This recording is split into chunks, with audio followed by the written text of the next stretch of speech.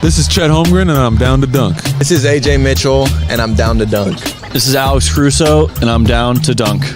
It's like baby bottle pop. Yeah. Mm-hmm. This is Adam Flagler, and I'm down to dunk. Hey, it's Isaiah Hartenstein, and I'm down to dunk. This is Cason Wallace, and I'm down to dunk. I can't spell Lucas. Hey, how do you spell Lucas? How do you spell Lucas? This is Lou Dort, and I'm down to Dort. This is Nikola Topic, and I'm down to dunk. This is Dylan Jones, and I'm down to dunk. This is Isaiah Joe, and I'm down to dunk. And there's probably like 50 to 75 Beanie Babies. Give me like your top 3 Pokemon. Brother, I can't even name. This is Jay Will, and I'm down to dunk. Sometimes the way his brain works is it leaves a lot to be desired. This is Kenrich Williams, and I'm down to dunk. Charmander. Charmander. Or you're more of a Charmeleon guy. Charmeleon. This is Shea Gilgeous-Alexander, and I'm down to dunk. Schlecht. You know what it means? Yeah. That means like bad. It means bad. Yeah. Yeah, that's me. Well, it was a good interview, so it wasn't bad. JDub, year 3, and I'm down to dunk for the 3rd time. Thank you. Welcome to Down to Dunk. I'm your host, Andrew Schlecht. We're part of the Athletic Podcast Network. Before I get to my good friend, Alex Speers, let me tell you about 2 of my other friends. Aaron and Drew Reese of Shelter Insurance. Give Aaron a call or a text today, 405-773-5500, or Drew, 405-478-7714. Listen, you got to have car insurance. You got to have home insurance. You just have to. Might as well have it with people that are good guys that are going to help you out and that want the best for you and your family. So, and also they're Thunder fans.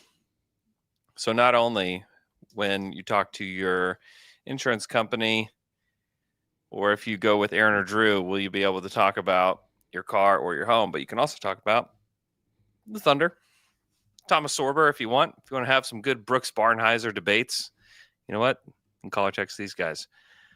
Please do that today. Support the people that support Down to Dunk. With me on another Tuesday afternoon is my good friend Alex Speers. Alex, what's up? What's up, Andrew? What's up? Another Tuesday pod. There's just nothing. I mean, if you're really into Malik Beasley, what's going on with him? Yeah. It's just become more of a Shams story than a Beasley story. Well, if people didn't listen yet, me and Andrew were on the Pistons Pulse podcast. We were. And I feel like the first 10 minutes, got to throw it out. Yeah. Yeah. At that time, we thought, oh, he's fine. He's cleared. Everything's good. Now it seems like that might not be the case necessarily. Yeah. It seems like he's in the same spot he was. So not great for him. Not great. It actually was like something that when we're planning season preview stuff for NBA Daily, I was like, let's hold off. Let's wait till Beasley signs. And then I was like, this morning when I saw the anti-Shams report, I was like, oh, you know what? Let's go ahead and move forward. We can go ahead and do the Pistons preview. Seems like that may not be happening. Alex, is there a way for you to turn up your mic? Is that possible? I feel like I can't hear you as well. How's that? Ooh, there we go. Is that too loud? No. Am I clipping? No. That's good. Okay. That's good.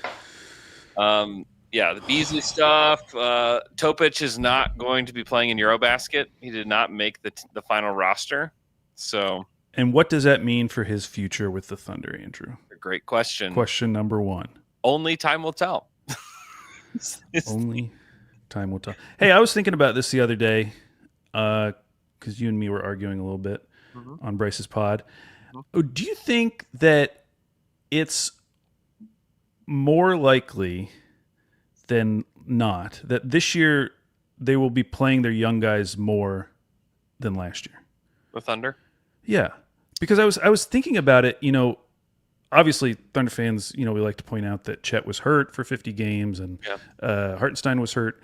But on the flip side, like they really didn't play those young guys like a ton of minutes. Like I'm thinking about, Dylan Jones played 551 minutes. Yeah. Oos played 405 minutes. I look at guys like Topic and Sorber, and I'm wondering, like, could they get Could they both potentially get more minutes than either of those guys? Because this team has way more invested in both of those guys at this point. I mean, at one point, Oos, they had a lot of investment in him, but like at this point, I feel like they have a ton invested in these guys, and they need to play them more than they were playing their end of the bench guys last year. Yeah, Oos had his days. He did. He did. In the sun. Well, did he? I'm looking back. Maybe he didn't. Has he never gotten his chance? He got 569 minutes. In 569, pretty nice.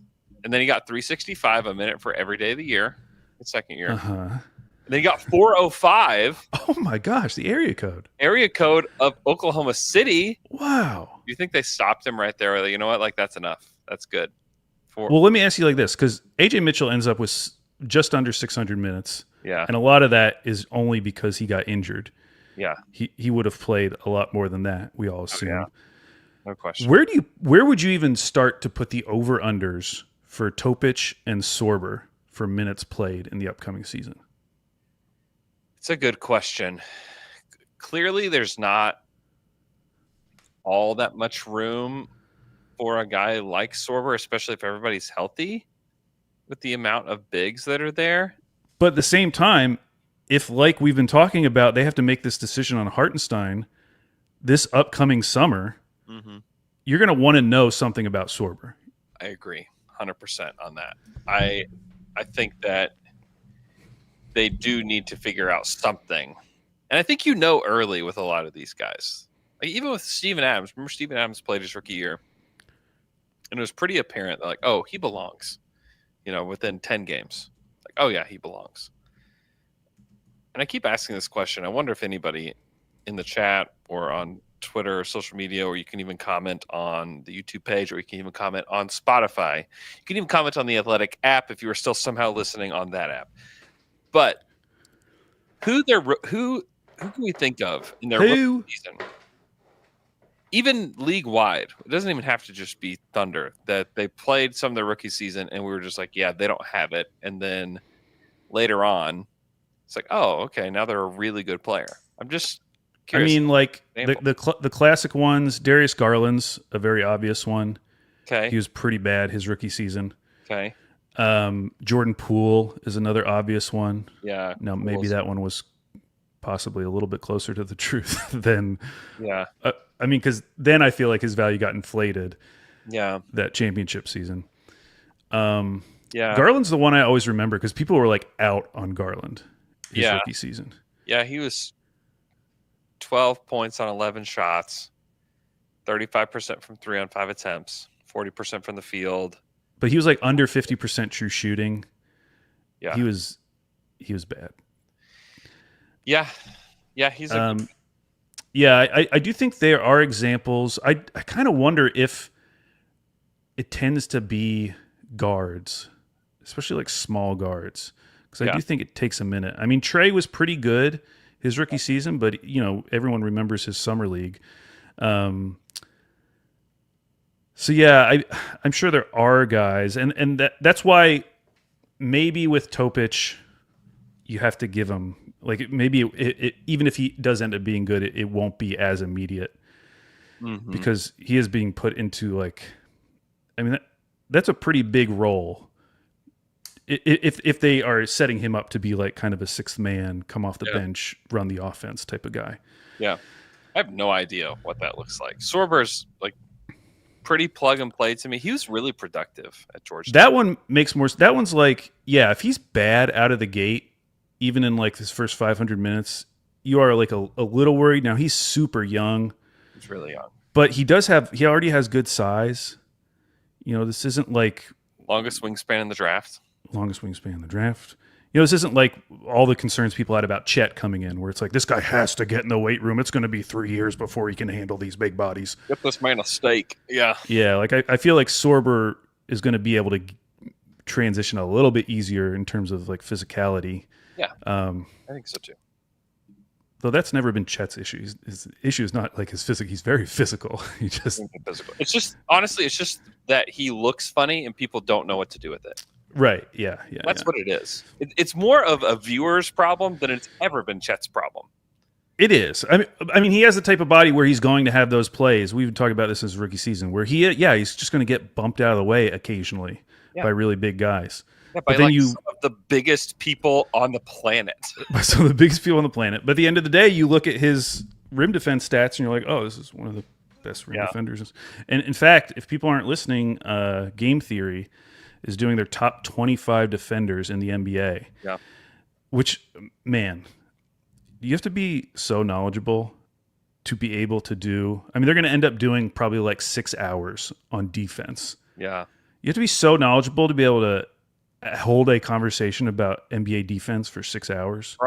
Bryce and Sam are uniquely equipped. They are, but I'm just listening to it. I was like, man, I could never even think about doing this. Like, it really is amazing. Like, because they'll just be able to like talk about a guy's nuances on defense. Yeah. In the way that it's much easier to talk about that on offense, like a guy. But yeah, Hartenstein he's already been named because I think they released like 25 through 17. Okay. Or something. So Hartenstein was in that range. Yep. I'm expecting Caruso, Dort, Chet, JDub. Yeah, for sure. Would be in the top 17, which that's crazy. I mean, if it ends up being 5 guys of the top 25 are Thunder players. Yeah, I mean, that's how you have a special defense. And I didn't even mention Kaysen. Like, Yeah, they didn't talk about him. I'm guessing he's not in their top 25, but yeah, I would guess he's not. But he's somebody that if he's on there in the next 2 years, is anybody surprised? No. I think that like that's how you have a special defense, is that you have that many special defenders. And it's clear that Presti has sought out those kind of guys. I think Sorber fits the same mold, where I think that he's going to have a really good chance to be a really, really good defender. And that's where the Topic thing is. It throws a wrench in that idea, because that's not where his strengths are. And that's where it's harder to envision him fitting with this team. And that's where I am endlessly intrigued. Yeah. Look like. Okay, 2 things. One, the whole reason I brought up that podcast was just to say, I know there are some Thunder fans who at times have been down on Chet. I haven't even heard it yet because it hasn't been released yet, but I would just encourage you to listen to whatever episode it ends up being when they talk about Chet, because I know that he's super high on their list. Yeah. And I just feel like they will do a really good job explaining why he is such a special defender. Yeah. And why so much of his value comes from that defense. Even on a team with 5 top 25 defenders or whatever it ends up being. Yeah. And then with Topic, yeah, the defense, it's like, I know there were encouraging signs in Summer League, but you already don't want to take a lot from Summer League, and I especially don't want to take a lot from defense. Yeah, especially the kinds of steals he was getting. They were like, they were smart steals. Like, I am in the right place at the right time kind of thing. Yeah. Also, there's not turnovers like Summer League turnovers. Right. Like that's not happening in the regular season in the NBA unless you are playing Utah or whoever, at the bottom of the league, or if you're playing the G, I think that'll happen there too. But if you're playing like really high level teams, that's just not happening. And so I do wonder what his defense looks like. But he's got a very high ceiling. Like if we were to like put a ceiling on all these different guys on this team, he's got one of the higher ceilings on the roster, And so it's a swing. They're taking a swing on a guy like this. You don't agree? You're giving me squinty eyes. Mark Daignault squinty eyes. What would I guess because I don't totally believe in the shot yet. Mm-hmm. I still run into the same thing that I did with Giddey, even though we've talked about how they are very different from each other. Mm-hmm. Where it's just like, okay, but what would that ceiling actually look like? Yeah. I mean, like, now if he shoots, then that changes everything. He wouldn't even necessarily need to be like an amazing defender in that scenario, because if he can shoot and distribute and get to the rim and get to the line and be a good finisher, like if he's a complete offensive player, then yeah, his ceilings could be pretty awesome even without defense. Yeah. What if he's like Goran Dragic? Yeah. Who Yeah, was I've heard that comp before. He was a really good player, one-time All-Star. Like, got to the rim and had really, really good touch. That's the thing that he has is really good touch. yeah, And he's probably, I would say, considered to be a better passer than what Dragic was when he came into the NBA. Now Dragic he was a good passer. He was very creative. But somebody like that, if he became a player like that, which is totally possible, then, I mean, obviously he was a great pick and a guy that you can imagine a guy like Goran Dragic functioning within this Thunder team, you know? did you know that Goran Dragic made an All-NBA team? Did he really? In what And year? it wasn't the season he made All-Star. What year was? This was 13-14. It's in Phoenix. That must have been the wild Phoenix season Yeah. when they like missed the playoffs by like one game. They were picked to be miserable.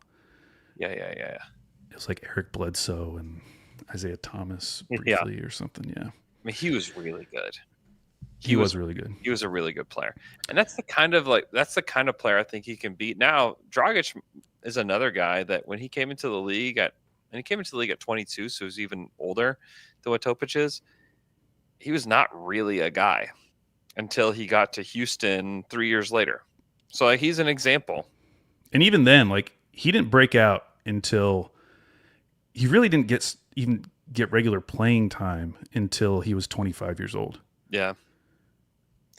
Yeah. And so, I mean, that is it's such an interesting example because it's right there and it's actually a comp for him too. Yeah. Yeah, I think that to me is the kind of player I think he can be, which is a higher level than a lot of these guys on this team can be, especially offensively. You know, as a guy that can come in and, I mean, a lot of people think of him as a guy that can be a starter, you know, at some point, but Yeah. you know, it's all imagination. It's all kind of mystery at this point. And so it's just I'm glad that he's on this team. I'm glad that he's part of this puzzle because I do think that it will be one of the more interesting subplots of the season happening where there's not a whole lot of other interesting subplots happening because you have a very well established core that all re-signed. There's no drama there, which is amazing. You have all these really good role players who just fit. They fit into their slots. Some of them will become better. I think Kaysen will get better. I think Chet will get better, but it's not like there's going to be a whole lot of change there. Like we're going to get to see an amazing team play again this season, and it's going to be really fun. But having a guy like Topic, you know, there will really, you know, it'll shake things up a bit at times this season to watch him. And that's why, like, going back to my original question about minutes, you know, when I think about like, okay, what would be the scenario where OKC isn't the number one seed in the West? Because I take your point that like this team was a 68-win team. They didn't have Chet for 50 games. If they just get, you know, decent health out of their big men, like there's no reason why they shouldn't win that number of games again. So like on the downside, what could be the difference other than, you know, new injuries? And I was wondering like, okay, well, what if they decide we're just going to play these two young guys a lot more than maybe people are expecting because we just want to see what we have. And we know that we have this kind of cushion just with our talent in the regular season where, yeah, it'd be nice to be the number one seed, but it'd be way more important long-term to figure out what we have in Topic and Sorber. And so what if there's some scenario where those guys got like 1,000 minutes each this season? Because you're talking about Steven Adams. Like Steven Adams, he got 1,200 minutes his rookie season. Yeah. And AJ Mitchell probably would have ended up around 1,000 minutes if he had played the whole season. I think he definitely would have. Yeah. And I just think compared to like someone like Dylan Jones, yes, they invested a lot of second round picks in him, but ultimately he was a late first. Whereas Topic was this guy projected in the top 5. He falls to 12. And then Sorber was another guy who's taken just outside the lottery. Yeah. I think here's what I think. That if Sorber and Topic are good, I think they'll play 1,000 minutes. If it's obvious they need more time, they will play probably around 500 to 700 minutes and play in the G. Yeah. That's what I think will happen. And that's what happened with Dylan. Like Dylan, it was quite obvious that he was not ready to jump on the moving train that was a title contender in the Thunder. I mean, he's still one of the best 450 players in the world last year.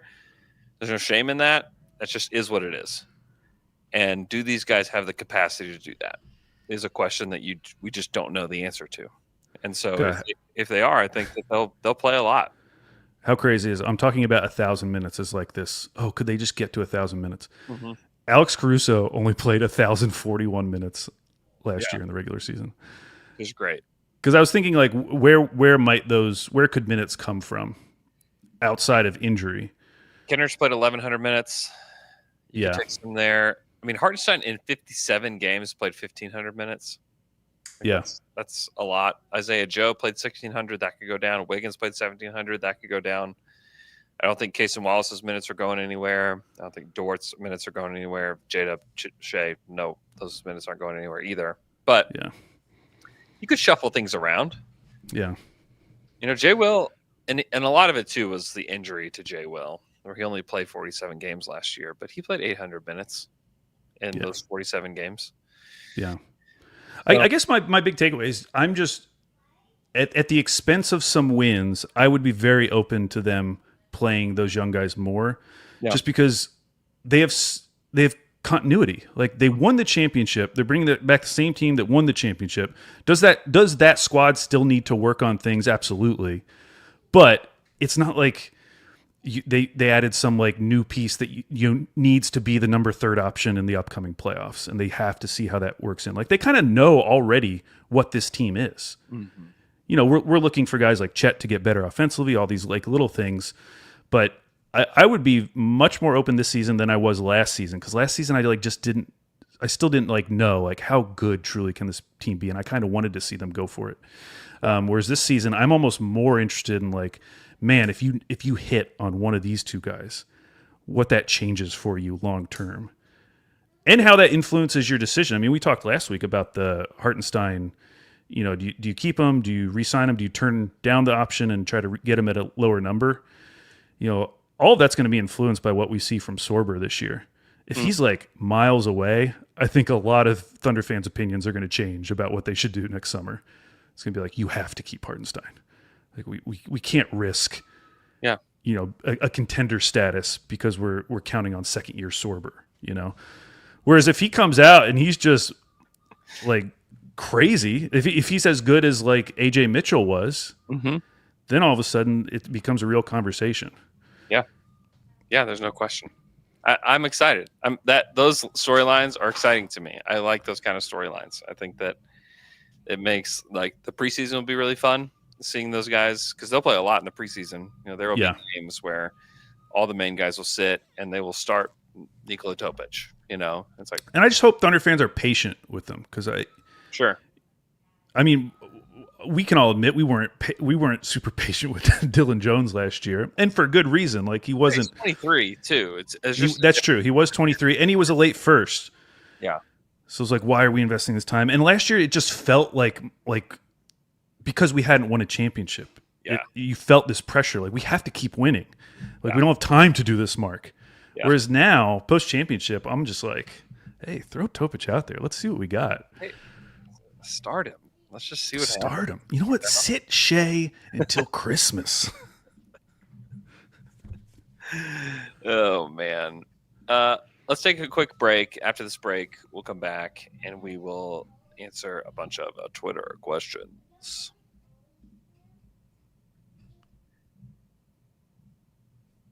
And we're back after that quick break. I want to tell you about the good people at Bob Moore Kia.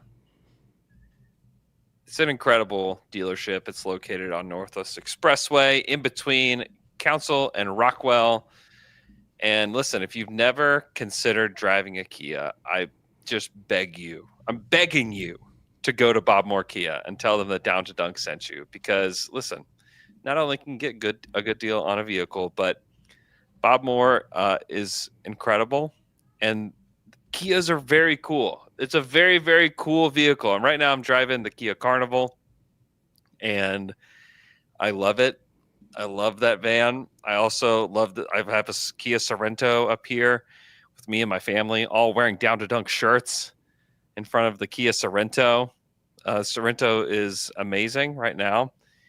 You can go lease or even buy a Kia Sorento Carnival Telluride. Right now, a Telluride you can lease for $389 a month for 36 months on 10,000 miles per year. $3,999 due at signing. It's a great deal on a Telluride. You can also get a K4 or a K5. The K5 is $289 a month. The K4 is $239 a month for 36 months on 10K miles per year. $3,499 due at signing. Either are great. I need to get behind the wheel of a K5. I'm just saying that. I need to go get behind the wheel of a K5. You might find me at Bob Moore Kia test driving a vehicle. So please do that. Support the people that support Down to Dunk, and go check out Bob Moore Kia. All right, Al. I just saw Mike Scotto's talking about two-way contracts. We're not going to talk about that. Let's go through some Twitter questions. Our first Twitter question. I put a I put a GIF of Moses Brown out there. I don't think anybody commented on it. Does everybody forget Moses Brown? You did? At Mark Hammervold wants to know. Oh, he wants to talk about two-way spots. Why has OKC not filled the third two-way spot? Who do you think or want OKC to sign for that last two-way? Victor Locken, Peyton Sanford. Peyton is recovering. He is rehabbing. He had surgery on both shoulders, and I believe will be on the blue this year, but I do not think he'll fill that third two-way spot as of today. So, but he's somebody just put in your back pocket as a guy that may work for OKC. He's 6'8", kind of interesting player. I don't know who's going to fill the third spot. I don't think it really matters on this one. Again, we're talking about a team that needs to find minutes for guys that are actually on the roster. And so I think that just having some flexibility, maybe they'll sign somebody out of camp. They can always kind of switch that spot around, but currently I don't see any problem with leaving that open. If they find somebody that they like, they'll fill the spot. If they don't necessarily have to at this point. But my guess is that they'll fill it sometime between now and the end of training camp, and it will be not very impactful to the roster. Yeah, I mean, it's wild to think that Brooks Barnheiser, a two-way guy, is someone we're already excited. We're hoping that we get to see some Brooks Barnheiser this year. Yeah, so the idea that a third two-way is going to be able to get more than 100 minutes this season, I just don't know how it would be possible. It'd have to be a miracle story. Yeah, it really would. Which, who knows? Could be the best team in 2 years. Who knows? At AF Drums, do you think if Westbrook doesn't get picked up by a team that he might make his way to OKC? Maybe he's the third two-way spot. No, he can't even do that. If it's just by the deadline and retires, thoughts on Russell Westbrook? So the idea of him, we saw this with, I remember it with AI. Mm-hmm. Although AI actually played in some games when he came back to Philly for the final time. But we've seen this before where a guy will sign 1 10-day just so that they can retire as the team that they were associated with. Mm-hmm. I could see that happening eventually. I find it hard to believe that Russ would be willing to do that already. Yeah. After he comes off a season where he played a huge role in their first round series. I mean, he was crucial in them winning that 7-game series against the Clippers. Yeah. So even if he doesn't Aaron Gordon to win game 1. And so even if he doesn't get picked up, I just find it hard to believe that he's already going to be ready to throw it in and just be done. Yeah. I feel like he would just wait. I mean, we saw this with Carmelo too. Like, it takes a while for some of those guys to get to the point where they're ready to retire. Mm-hmm. And so, and we also know that there's a team that's interested. They're just trying to figure out how to do it. Yeah. I mean, the most recent report I saw was that like the Kings are not focused as much on moving Malik Monk, but they're still trying to figure out a way to create a spot for Russ. Whether that's good for the Kings or Russ, not part of this question. But the fact that we know that there is a team that is interested, and we know that like Russ just had a relevant NBA career or relevant NBA season last year. I just find it hard to believe that the idea of a 10-day for Russ to retire would happen this season. I'm not ruling that out at some point, but Yeah, that's not going to happen this season. yeah, It would be jarring if he wore a Thunder uniform this season. I just don't think it would be jarring. I think he'll end up with the Kings, and he'll play another season and may or may not go back to the Kings. I think he's got a couple years left before he's actually done. Yeah, I thought there were points in the season where he played well for Denver and was a key cog for them. Yeah, I don't think it's over for him. It is kind of shocking that he had that kind of season with Denver and they were just like, yeah, you're out of here.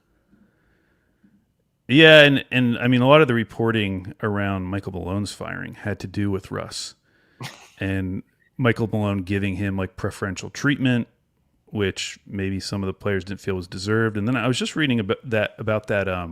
I had totally forgotten about this article, the Ramona Shelburne article, that I guess was very negative about Russ's time in Denver. And then like Aaron Gordon came out immediately and like kind of dismissed it. But yeah, I don't know. I mean, all you ever hear from like players is that he's the greatest teammate ever. Yeah. But then he goes and he plays the sixth most minutes on the team in the playoffs too. It's not like this was a whole Mike Malone problem. Right. You know, Adelman played him just as much as what Malone would have played him. So really, what is the deal here? Would be my question. I don't know. So I do think there is something. There is something there, but I don't know what it is. Yeah, I mean, we all know that Russ is problematic in certain areas. Like we all know that. Like that's no secret. Yeah, I mean, I mentioned AI. Like we've compared him to AI before, just in terms of like his status in the league. Like a one-time MVP, makes it to one finals. Like a lot of their accolades kind of line up with each other. And AI had a really tough end of his career. And I actually think already Russ has done a better job on the court of like figuring out a new role. And yet clearly it still like hasn't totally worked because teams aren't like falling over themselves trying to get Russell Westbrook on their team. Yeah. I mean, why didn't it work in LA for both teams? Why didn't it work in Denver? Why is it, there's a lot of places that it could have worked and should have worked. Like really for the Clippers, I thought, okay, well maybe this is just the place where he stays because he's from LA. Yeah, and before they traded for Harden, I was like kind of convinced, like, okay, this is all making sense. And then Harden came in, and it just kind of didn't make sense anymore. Yeah, there's also just like a disconnect that people on the outside don't understand, I think, with Russell. Because he's bouncing now. Like there's gonna be a lot of Westbrook jerseys for all the Westbrook fans out there, to have. Yeah, that one guy who had every Westbrook jersey, remember? Yeah. That was cool. Yeah. It's going to get another one this year. I think it's going to say Kings. Kings. Which, Kings. Don't wish that on anyone. No. OKC obstinacy or OK cobstinacy. I'm not sure which one that is. If you could take a class taught by any Thunder player, past or present, who is the player and what class would it be? Basketball or non-basketball related? Take a class. Man, the first name that came to mind is not a Thunder player because I was immediately just trying to think of guys in the NBA who I know have other interests that are like very well developed. The first name that came to mind was Todd McCullough from the Philadelphia 76ers, who after his basketball career became like a professional pinball player. Wow. And I would take a pinball class because I've always wondered, these guys who are professionals, there must be some strategy to this that I'm like, how do they train? Do they have any tips for me? I would like to know. Hit the ball when it goes to the flipper. All right. That's No, I think there must be more to it than that. Of Thunder, I'm trying to think of Thunder players who had like well-known mine is pretty hobbies. simple. It's I'd love to take a drone class from Kenrich Williams. A drone class? Yeah, he likes to fly a drone. Oh, he has a drone? Yeah. He fly like he will go to Lake Hefner and he will fly his drone. Does he like capture video? Yeah, he does. Oh, okay. Yeah, never really done that. Would like to know how to do it, and okay. I think it would be a lovely afternoon to hang out with Kenrich Williams and have him teach me how to fly a drone. Yeah, that sounds very lovely. I always love those, the different people do with the drones, flying them specifically like through doors as they're opening, showing off like different places. I would like to know how to do that. Maybe we could. That would be an awesome like down to dunk video. Is Kenrich Williams teaching me how to fly a drone? He'd probably do it. I think he would. I think I'm going to ask him. I'm going to ask him. Especially if he's doing it at Lake Hefner. I mean, that's pretty convenient. We're right there. I'm not that far from Lake Hefner. Come on. I would actually. You know what? I was going to say Russ for like a class on fashion, but actually it would be Serge Ibaka. Oh. After his appearance with OG. Yeah. I would love to talk to Serge. Yeah, that's a good call. Or, you know what? Steven Adams on wealth management would be a good one too. That dude owns so much property, and is and he just doesn't spend any money on anything. I think Steven Adams on wealth management might be a fun one. Also, just spending time with Steven Adams in general is something that I would like to do again. just a great guy. I just miss him. I just miss him, honestly. I do. I miss Steven Adams. I'm so sad he's on the Rockets. At least he's like playing. I know. Wouldn't it be great? What if Sorber doesn't work out? Andrew, I can't hear you anymore. You can't hear me? Really? Can you guys hear me? Where'd you go? Check. It's still registering that my mic. Can other people hear Andrew? Let me know if you can hear me in the chat, but I'm pretty sure this thing is still going. Check. Yeah. Can people hear me? Maybe they can't hear you. No, I can hear you. This must be everybody says maybe it's your headphones. Everybody's saying they Taylor can hear both of us. Okay, that's good. Well, we got to work on that. Okay, I'll answer a question while everybody's saying they can hear both of us. Thank you, everyone. Okay, I'll answer another question while Alex figures this out. At Iced Treadmill wants to know, would you give up the Thunder championship for your college team winning the national championship in any sport? Wow. No, I'm not giving up. Can you hear me? Can you hear me now? Yeah, I got the cans on. Nice. Get the cans on. Would you give up the Thunder championship for your favorite college team winning a national championship in any sport? Al, that's the question. No. There's not a chance. No. What about the Thunder's second championship that I think that they're inevitably going to win? Would you give that up for OU to win a national title in football? No, I still wouldn't. I mean, if they hadn't won one in my lifetime, yeah, maybe I'd consider it. But I have very fond memories of the 2000 championship. Yeah, that was kind of. I mean, I was in middle school. It was like peak. Like me and my dad were going to like bowl games, so I have like very good memories of all of that. It would not mean as much now as a second Thunder championship. Yeah, same. Yeah, obviously we have other things at stake here with, with our pod and everything. It's just like better for all of us. And the Eagles won the Super Bowl last year, so Yeah. I'm actually pretty spoiled. ESPN did that misery index, where you like put in your favorite teams. Mine was so low. It was very nice. That's awesome. It's true. I have very little misery as it relates to my sports teams. It would be cool if Oklahoma State won the national title in football or basketball. That would be cool. Yeah. But nope, would not give it up. I feel like you could keep going with that question and we would still be picking the Thunder championships. We would pick like 6 in a row. Yeah, I still think that 6th one would do a little bit more for me. SGA ties Jordan. Like, okay, let's keep going. 7th? No, then definitely he beats Jordan. Okay, 8th, but then he double beats Jordan. Like, we got, oh man.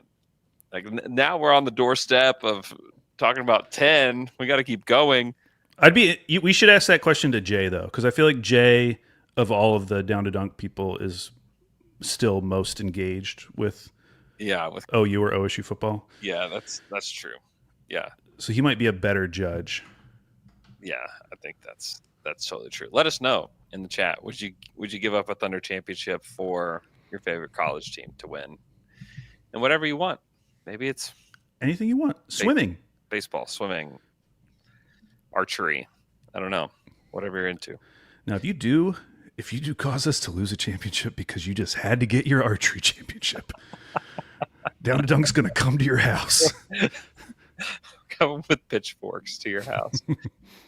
Zach Deeg wants to know what former Thunder coach would be best for this team, if not Mark. Oh, geez.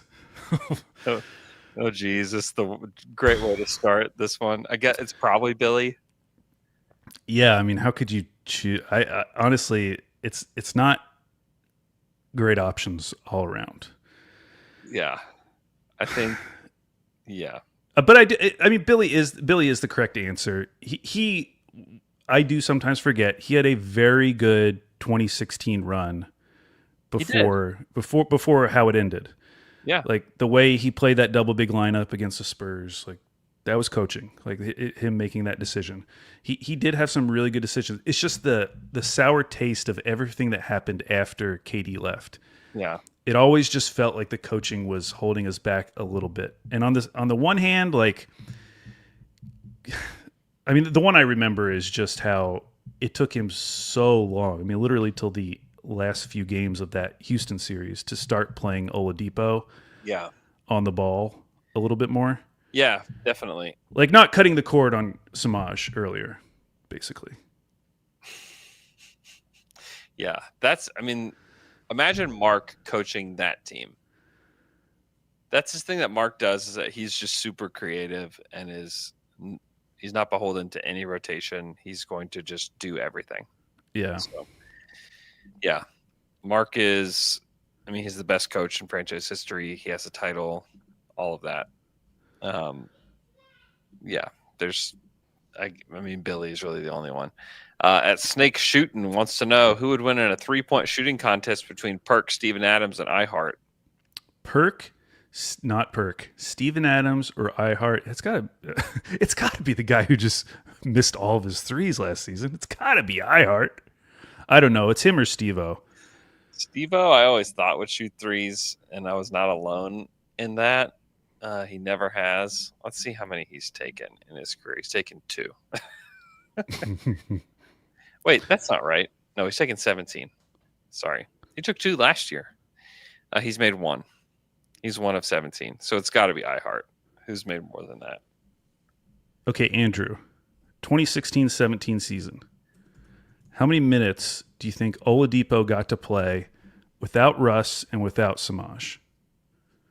And for reference, that season he played 2,200 minutes. 83. Pretty close. 192. Wow. 192. That's really nothing. Hartenstein he's made 27 threes in his career. Okay. It's definitely Hartenstein. He can shoot, and it was really funny watching him miss all 19 of them. And I want him to continue to shoot the ball, please. I won't. I was by the end of it, I was rooting for a shot and a miss just to chase history here, but now I'm just like, just shoot it. Okay, next question comes from Zach Deeg. What would it take for JDub to be the best player on the Thunder, outside of SGA not being on the roster? I mean, if he became an elite 3-point shooter.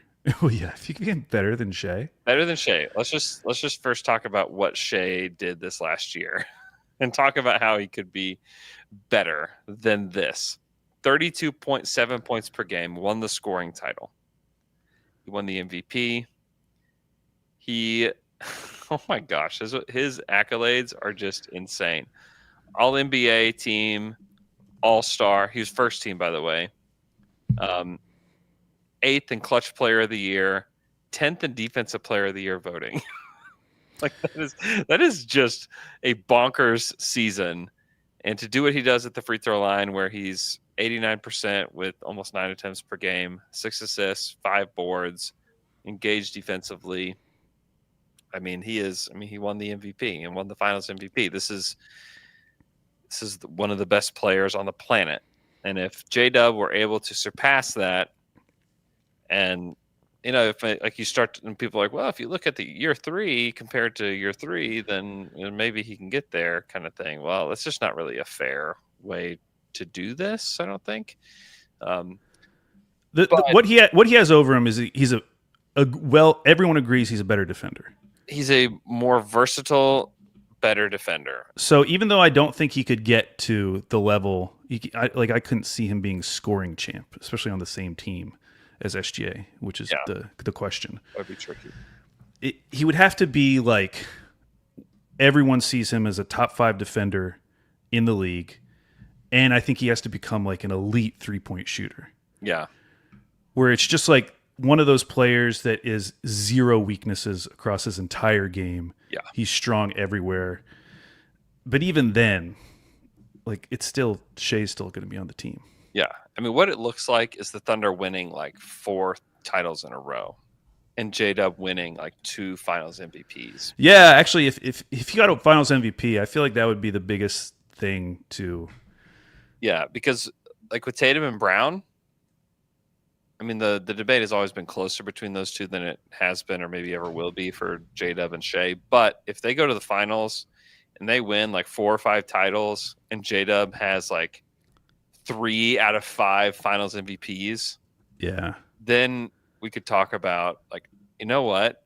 When we're talking about winning at the highest level, it's JDub. I mean, that's kind of where you have to go, just because this team is going to run through Shai.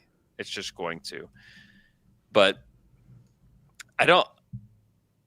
I think that what we're talking about is a little outlandish, and it's the highest expectations possible for somebody. We're getting greedy. But I do think that he has the chance to be one of the best forwards in the NBA, period. And I think the shooting is going to get better. He's a career 38%. I think the volume just needs to go way up for him. Yeah. I think that will help this team get to another level too. If he's taking 7 a game and shooting 38%, I mean, that will make a huge difference in the way this offense functions. And then just passing too. I mean, he averaged 5 a game, which is great. I think that can get better. And so I think those are 2 tangible ways that he can start to get closer to that. But I think it's, also these guys, they desperately want to win, and they also know that they need each other. And they voice that many times, they express it. I think that it doesn't really matter to them. As long as this team is winning and they're winning at the highest level, I think that they're okay. And so I don't think Shai needed to be the best player on this team, this past year to do what they did. And I will be curious to see what that looks like moving forward as guys like JDub and Chet continue to rise, because that's inevitably going to happen as they inch closer to their primes. And with Shai, now you have to start looking historically. Like once he won that championship, he's going to start getting compared to different types of players. Mm-hmm. And I think the only thing that's going to hold him back historically is that he really didn't start getting accolades until his 24-year-old season. Yeah. And some of the truly great all-time players, I mean, they're already making all-star games at, age 21, age 22. Yeah. So it's just wild looking at to already have an MVP, finals MVP, scoring champ, and then he's only a 3-time all-star. It doesn't sound right. How's he only made 3 all-star games? But it just how it worked out, with him coming to OKC when he did. And the sacrifices that he made, at the time, he decided to sign the 5-year deal. He decided to stay here. The Thunder even took a risk in some ways, like giving him the keys to the car, and he delivered in a huge way. And it's all paying off. All the work that they had to do kind of almost behind the scenes, just because no one was really paying attention to what was happening in Oklahoma City during those tanking years. But, Shai, he didn't play a ton during those tanking years either. He played 70 games his first season, 1920 season, which was not a tanking team. He played 35 in 2021. He played 56 in 21-22. And since then, it's 68, 75, 76. Yeah. So, some of that, too, is hey, he's going to sit and, we're not going to play him through anything. He's going to he's going to sit. We're going to make sure that he has good longevity, and he's been unreal since the 22-23 season. He's averaged over 30 points per game. He's been top 5 in MVP voting 3 years in a row, won it this past year. I mean, he's continuing to rise, and he's entering age 27 season this next year, which is, thought to be the start of someone's prime. It's wild to think that we haven't even seen the best of him. We certainly haven't seen the best of JDub and Chet. I mean, people think that Thunder fans are getting greedy with the way they're talking. There's a lot of reason to talk that way. Yeah, I think for him the rings and any more Finals MVP, they're always going to be the trump card, because I was looking at it KD has 15 All-Star appearances. There's no chance Shai's going to get close to that. If he made the All-Star game every season between now and his age 34 season, that would get him to double digits. Yeah. And then you're talking about could 35-year-old Shai make an All-Star game? I don't know, but I bet he could make every All-Star game between now and 33. That sounds pretty realistic. So that would get him to double digits. Yeah. And then if you add another championship in there, he's going to have a really good resume at the end of his career. Yeah. It is wild though to see. I mean, KD's going to get his 16th this season, most likely. Yeah, he's had a remarkable career. That'll move him ahead of Tim Duncan for 4th, and then the only guys ahead of him are Kobe at 18, Kareem at 19, and LeBron at 22, maybe, or 21, maybe 22 this season. We'll see. It'd be hard to catch LeBron. I think he can catch yes, definitely not catching LeBron. Oh man, yeah, that's wild. Speaking of LeBron, Kobe Ginobili wants to know: would you add a 40-year-old LeBron or a 40-year-old Jordan to this team? Oh, definitely 40-year-old LeBron.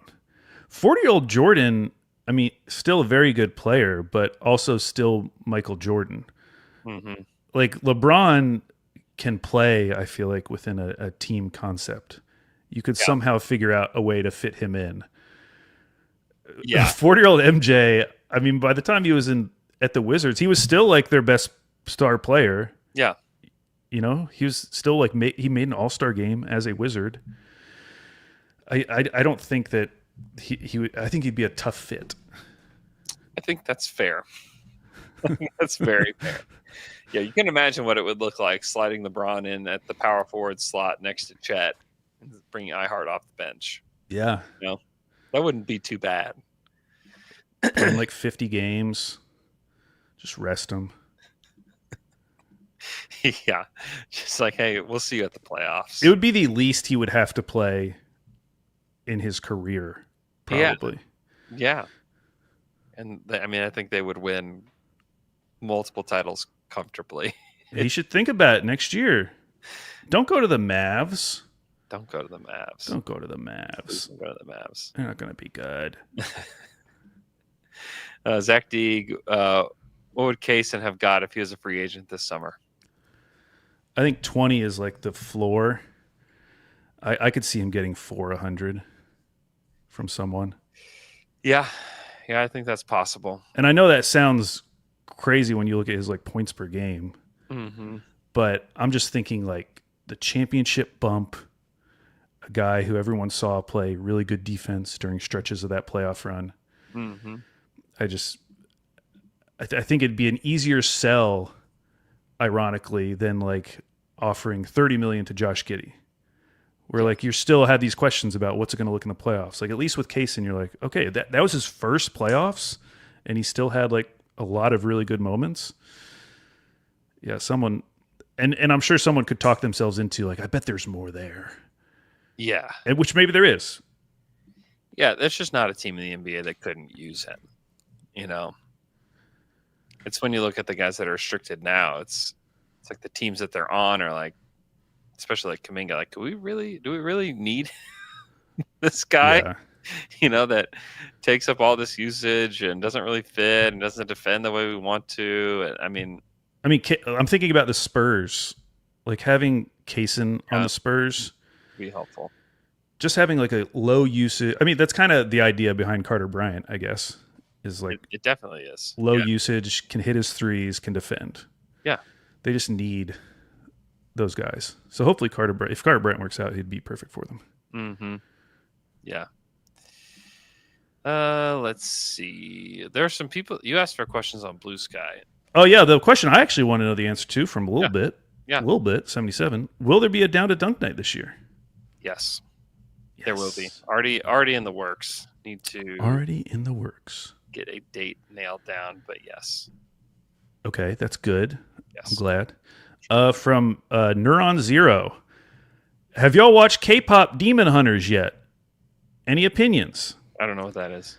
So I didn't know what that was, but I do now because my nieces and nephews are very into K-pop Demon Hunters. Is that the K-pop, the people that got Andrew Wiggins the All-Star game? Well, it's a genre of music, and so K-pop fans, yes, were instrumental in that. Okay.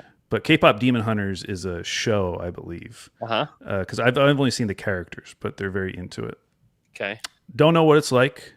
Unfortunately, I've been watching a lot of Mickey Mouse in this house. Ugh, can't stand that guy. Oh, looks like there's lightsabers involved. Oh, really? That's what I'm seeing when I'm looking at pictures. There's... Huh. Okay. I watched the new Final Destination finally. Oh, you did? Final Destination Bloodlines. Have you seen it yet? No. It's now available on Max. You can watch it. If people don't know, it's my favorite movie series. We used back in the day, we used to go to opening night every time there was a new Final Destination. Yeah. I genuinely believe it's one of the funniest movie series. My wife, she was like, I don't know if I want to watch it. I was like, I promise you, this is not a horror movie. This is a very, very funny movie. These are comedies. You just have to. Each death is so funny. You have to just realize that and laugh at it, and then it's a great time. And this one is, they did a great job. I got to say. I mean, after 5 Final Destinations, you're like, what's left? Yeah, what's left to do? And they actually came up with a very nice twist. Wow. To the whole series. I was a big fan. There were some great deaths, some very funny deaths that made me laugh. So I was a big fan of it. That's my official review. I don't remember the last one I've seen. Oh, you got to see Final Destination 5. Yeah. Because it ties back into Final Destination 1. Okay. In a very cool way. I would say 3 and 4 are like the weak points of the series. Yeah, I think 3 and 4 are the last ones that I saw. Yeah, that was like the roller coaster one and then the NASCAR one. Yeah, I will say the NASCAR one when the big tire comes. Yeah. That is very funny. 1 and 2 are like kind of regular good movies. 5 is like everything I wanted in a Final Destination, and I would say 6, very strong entry in the series. Enough where I think they got to make a 7. Well, Got to make another one. was that a blue sky question? Or you Nope. just wanted to That talk- was just me talking about Final Destination because I just watched it last night. Okay. From Nick Sanchez, which Thunder players most likely to have a high-profile engagement with a pop star? Because as we heard today, Taylor Swift and Travis Kelce getting married. Congrats to them. Forgot his name for a second. Really invested. Forgot his name. Yeah. I've actually tried to think about this, but I only want to choose someone who's like not married or who's single. Yeah. You know? Yeah. And I couldn't think of anyone on the team who's not with someone. I couldn't come up with anyone. Oh, JDub. Oh, you know what? I could see that. Yeah. Yeah. Nikola Topic? Less so. I could less see that. JDub, I feel like, if he was with like a pop star like a Taylor Swift, I feel like their fans would love him. Mm-hmm. Oh my gosh, how sweet is JDub? People would be talking like that. That's true. Because Taylor Swift fans, they go gaga over Travis Kelce. Yeah, they would. He's such a sweetheart. They would love JDub. They would. Yeah. They absolutely would. Yeah, that's the answer. That's for sure the answer. And then I think I don't even know if this was a reply to our mailbag, but somebody did ask me if I have a good recipe for barbecue short ribs. I would say it depends what your grill setup is like. Yeah. I have made them. I use a smoker attachment on my Weber to turn it into a smoker. Nice. And then you just got to get a real thick crust, and then you got to smoke them for a long time, and it's pretty good. Nice. Pretty good. I will say my new thing is Texas turkey. I didn't realize how easy it is to make. Yeah? You just go buy a big turkey breast, a big one. Yeah. And you don't have to marinate it. You just cover it in pepper. Oh, really? And then you slow cook. You what is it called? Smoke it. You smoke it. But it doesn't take a super long time to cook because it's not like the thickest piece of meat ever. Yeah. And so I was able to smoke one in like 2 hours, 2.5 hours. Wow. It was really good. Nice. So I've started making that. That sounds good. Sean Sharania just reported that Max Strus underwent a surgery to repair a Jones fracture. Oh, no. That's bad. He's going to be out for a long time. That's no good. He's going to be out 12 weeks. Longer. Jason Potter. 4 months, it says. Jason Potter in the comments says, new season of Blaze and the Monster Machines on Paramount Plus. Nice. Unfortunately, my son is way over that. Yeah, we don't watch a lot of Blaze in our house these days. I wish we did because, again, cannot stand this Mickey Mouse guy. Animation is horrible on like any Mickey Mouse property after like 1990. It is bad. It really is. Well, I don't know what the deal is. They all look like this like early 2000s 3D computer animation. It's really they all look terrible. Yeah, it looks really cheap. But then you go I occasionally will go back and watch like the old ones from like the 40s and 30s because those are on Disney Plus too. Yeah. Those look incredible and they're great. Yeah. And they're funny. But yeah, all the new Mickey Mouse stuff is garbage. Don't tell my son I said that, but it's garbage. I told him I banned Mickey Mouse from our house yesterday. Wow. Trying to convince him, and he didn't buy it. And then he saw it on Disney Plus as we were scrolling. He's like, well, why is he still in our house? Well, there he is. One more story about my son, Andrew. Uh-huh. We learned this week that my wife had been singing You Are My Sunshine. Yeah. Only Sunshine. Uh-huh. When he would go to bed some nights. And we realized that he thought this entire time that the final line said, police, don't take my son away. Because one night this week, he looked up at my wife and was like, you're not going to let the police take me, are you? So apparently that's been a very traumatic bedtime song for him. He just revealed to us why. We didn't know this. But he thought it was police, don't take my son away. That's really good. Your wife's like trying to like have this like sweet moment where they're like bonding. And all he's thinking in his head is just like, oh my God, like, the cops are coming. The cops are coming. They're going to take me away. Yeah, we got him straightened out though. He knows the words now. Oh, that's amazing. Oh man! All right, thanks for listening to this show. Go to Bob Morkia. That's a great story. I can't stop thinking about that now. Next week on the Athletic NBA Daily, we will start season previews. So we are going to do a 2-part podcast for every, and have a guest on for every team in the league. So we're going to have basically 30 different previews. So look out for those to start next week. Those should be really good. We get like a beat writer or a guest on that really knows the teams inside and out. So look for that starting next week. Also, if you want to listen to the Basketball 100 podcast on the Athletic NBA feed, that finishes up on Thursday. The episode today was really good. I really liked it. John Kay. Who else was on it? Kelly Eco was on it. And then, oh my gosh, Jay King. Really funny episode, really good, where they count down, I think, the top, like up to, like, I think the top 5 or top 6 players. And then the actual top 5 is hosted by David Aldridge, drops on Thursday. So it's very, very good. It's very good. DA's got stories from watching LeBron to watching Jordan, and they do like an actual Jordan versus LeBron debate that is really very educated, like one of the more educated ones that you'll ever hear. So be sure to check that out. Be sure to check out the season previews that are coming out next week. And we'll talk to you guys again on Friday. I'm down to dunk. I'm down to dunk.